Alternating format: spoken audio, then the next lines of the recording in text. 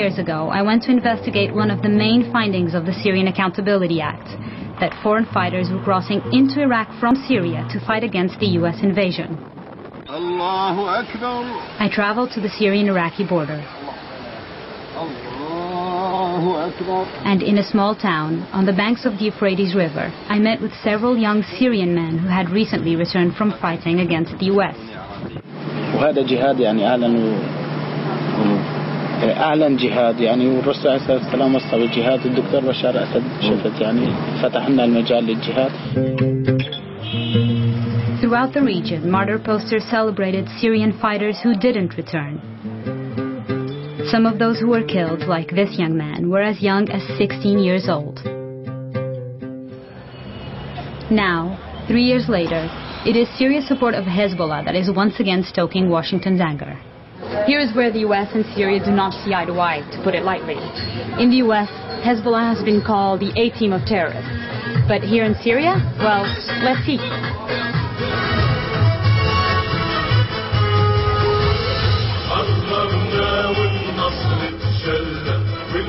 حسن نصر هو إمامي بعتبره أنا بعتبره يعني قائد وبدي بروحي يعني. 12 volumes about Hezbollah. Please tell me about this. About this. It's an encyclopedia about Hezbollah. 10% of the volume of this encyclopedia will go directly to Hezbollah.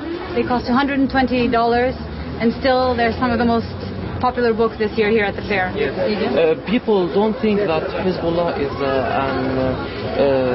small people fighting Israel. No, they represent all the Arab nation. Even the police are in support of Hezbollah here. Yellow Hezbollah flags were everywhere, and the regime too was not shy about flaunting their support. The closer you get to Hezbollah, the more legitimate you are in the eyes of the people here. Being anti-American policies in the Middle East, being anti-Israeli policies in the Middle East, and being pro-resistance and pro-Hezbollah. Now it's all of it part of the legitimacy of the Syrian regime.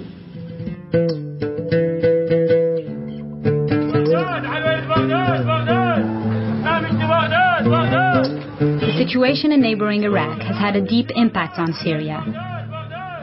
If front row seats to the conflict weren't enough, there are believed to be almost 1 million Iraqi refugees in the country, a reminder of the potential price of instability.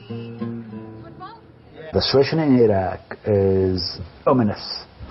That's why Syrian people are afraid of change. Because and the regime was successful in saying that either us or chaos. Talking to people on the streets here in Syria, whenever you mention the word democracy, people have a surprising reaction, and they say, democracy? What do you mean? You want the same to happen in Syria, what's happening in Iraq right now? This is something Pavlovian. Now, this word is related to what's happening in Iraq. And so, the best thing Mr. Bush can do for promoting democracy in our country and in the region in general is to stop using this word completely. And perhaps, I hope he'll speak about promoting dictatorship, so that people will begin to think badly of dictatorship, not about democracy. Despite the setbacks that Yassin sees, change is happening in Syria. One evening I met with a group of Syrian bloggers. Mariana, a year ago, they say, there were only about a dozen bloggers in the country, but now there is well over 100 and growing. We got more freedom than we used to. I mean, now we can express ourselves online a lot more than before. I mean, it's not about the government, what the government wants us to know anymore.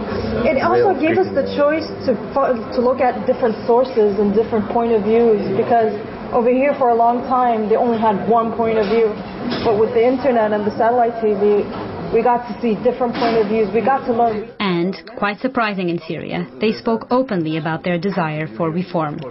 We believe in democracy. I know it's coming away. maybe it's going to come peacefully, or maybe we have to make some sacrifices, but it's coming. And I think even the government here is willing to take some small steps. Maybe it's not as fast as we want, but at least it's taking steps. But definitely it's not coming on American time. Yeah, of course, and we won't accept it. And like Iraqis didn't fight the Americans at the beginning because, as I said, they wanted to get rid of Saddam Hussein, and things are not the same in Syria. Can I speak to the camera? Audience in the US, we are normal people. We all go to dance, have our own dances, and some of us listen to rock music as I do.